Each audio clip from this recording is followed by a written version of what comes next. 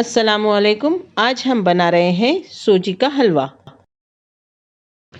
सूजी के लिए लगने वाला सामान आपके सामने है। ड्राई फ्रूट्स कट किए हैं हमने, रोज़ वाटर, हरी इलायची इसे पीस लेने वाले हैं, देसी घी,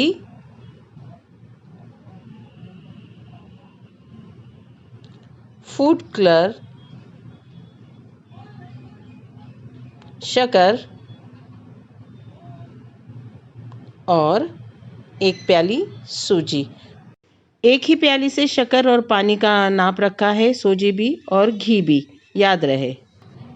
करना यह है कि अगर एक प्याली सूजी ली है तो वही एक प्याली से नाप लेकर 3 प्याली पानी हमने गरम करना है और उसमें एक प्याली शक्कर घोल लेना है। इसका हमने पाक नहीं बनाना है, चाशनी नहीं बनानी है, बस इतना पकाना है कि शक्कर बहुत अच्छी तरह से उसमें घुल जाए।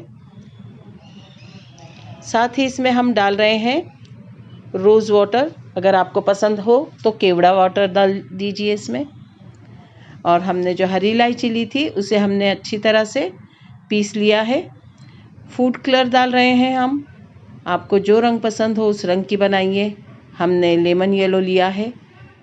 साथ ही अब इसमें हम डालेंगे पिसी हुई हरी इलायची का पाउडर।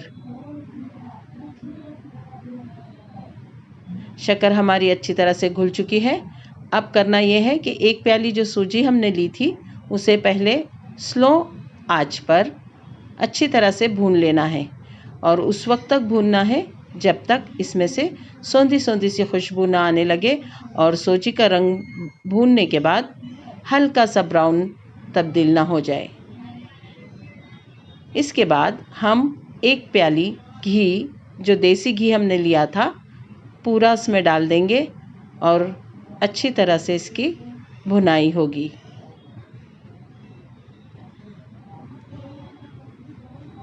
अब हम इसमें डालने वाले हैं हमारा कटा हुआ ड्राई फ्रूट, जो हमने बादाम, काजू और किशमिश लिया है। किशमिश चाहे तो आप बाद में डाल दीजिए, मैंने पहले ही डाल दिया है। इन सब को भी एक साथ अच्छी तरह से भून लेंगे। सूजी का रंग और चेंज होने लगा है, मुनक्के फूल गए हैं। इसका मतलब है तमाम चीज़ें बहुत अच्छी तरह से भुन चुकी है। अब हमने करना यह है कि जो शुगर सिरप हमने बनाया था, याद रहे 3 प्याली पानी लिया है हमने, इसका रेशो यही है। इसे अच्छी तरह से मिक्स करना है। अब यहाँ से लगातार हमें चम्मच चलाना है ताकि सूजी में कोई गुठलियाँ सी ना बन जाए और हलवा हमारा परफेक्ट बन जाए। सूजी हमारी पकने लगी है, तमाम ड्राई फ्रूट्स उसमें अच्छी तरह से शामिल हो चुके हैं। जैसे जैसे इसका पानी कम होता जाएगा, इसका गाढ़ापन उभरता जाएगा। देखिए, अब इस स्टेज पर हम इसे ढककर थोड़ा सा दम पर रख देंगे, बिल्कुल धीमी आंच पर, ताकि रही सही कसर भी इसकी पकने की मुकम्मल हो जाए।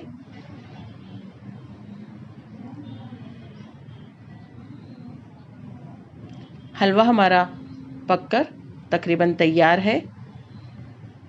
आप भी इसे बनाइए, इसका जायका लीजिए, इसके मुकम्मल रेशो का ख्याल रखिए। बहुत आसान तरीका। अल्लाह ताला आपके दस्तरखान पर बहुत सारी बरकतें और नेमतें अता फरमाए।